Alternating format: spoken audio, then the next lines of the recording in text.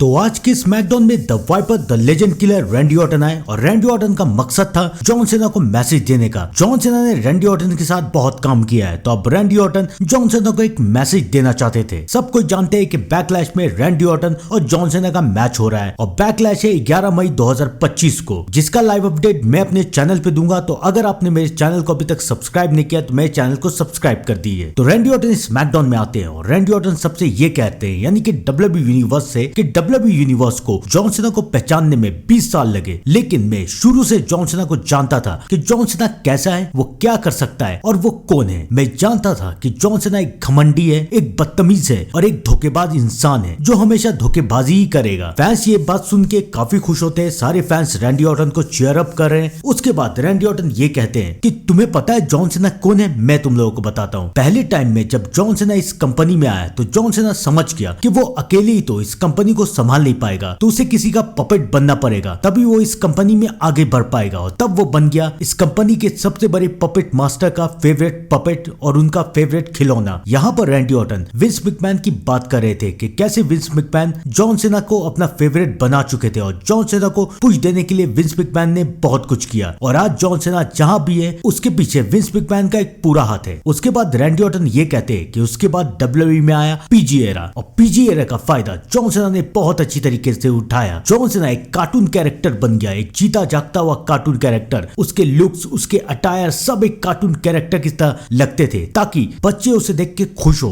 बच्चे उसे देख के खुश हो, बच्चे उसके टी शर्ट खरीदे, कैप खरीदे, बैंड खरीदे। जॉन सीना के मर्चेंडाइज हर जगह बिके, जिससे जॉन सीना का नाम बढ़े और डब्ल्यूडब्ल्यूई में जॉन सीना की पोजीशन और भी ज्यादा हाई होती जाए। जॉन सीना ने डब्ल्यूडब्ल्यूई फैंस, डब्ल्यूडब्ल्यूई बच्चों के साथ प्यार का सिर्फ एक दिखावा किया, ताकि वो उसके टी शर्ट्स और उसके सामान को खरीद सके और जॉन सीना डब्ल्यूडब्ल्यूई का टॉप स्टार बन के रहे। और तुम लोगों को याद है कि लास्ट वीक के स्मैकडाउन में जब मैंने जॉन सीना से ये पूछा था कि तुम्हारे बच्चे क्यों नहीं है, तुम पापा क्यों नहीं बनते, तब जॉन सीना ने क्या कहा था, याद है ना तुम लोगों को? जॉन सीना ने ये कहा था कि उसके बच्चे इसलिए नहीं है क्योंकि वो 20 साल से डब्ल्यूडब्ल्यूई फैंस के बच्चों को पाल रहा है। अगर वो नहीं रहता तो डब्ल्यूडब्ल्यूई फैंस के बच्चे कभी इतने कामयाब नहीं हो पाते थे। लेकिन जॉन सीना ने ये गलत कहा। जॉन सीना ये बताना भूल गया कि इन्हीं बच्चों की वजह से जॉन सीना डब्ल्यूडब्ल्यूई का टॉप स्टार बन चुका है और अब जॉन सीना को यकीन है कि वो लास्ट चैंपियन है और उसके बाद इस दुनिया में कोई भी लास्ट चैंपियन रहेगा ही नहीं और वो रेसलिंग को खत्म करके डब्ल्यूडब्ल्यूई से बाहर जाएगा। रैंडी ऑर्टन कहते हैं कि जॉन सीना ने जो सबसे खराब बात बोली वो बात ये थी कि जॉन सीना ने ये कहा था कि रैंडी ऑर्टन और उसकी फैमिली ने रेसलिंग के लिए जो कुछ भी किया है, जॉन सीना उन सारी बातों को खत्म कर देंगे और जॉन सीना इस बात पे ध्यान देंगे कि रैंडी ऑर्टन और उसकी पूरी जनरेशन का नाम रेसलिंग से मिट जाए। लेकिन रैंडी ऑर्टन ये कभी होने ही नहीं देंगे। रैंडी ऑर्टन जॉन सीना को सबक सिखाएंगे और रैंडी ऑर्टन जॉन सीना को इस बात का एहसास करवाएंगे कि वो किससे फाइट कर रहे हैं। जॉन सीना लेटेस्ट चैंपियन नहीं है, बल्कि वो लेटेस्ट लेजेंड है जिसे कि रैंडी ऑर्टन अब किल करने वाले हैं, क्योंकि रैंडी ऑर्टन एक लेजेंड किलर है और बैकलैश में जॉन सीना को रैंडी ऑर्टन के 3 वर्ड का सामना करना पड़ेगा और वो है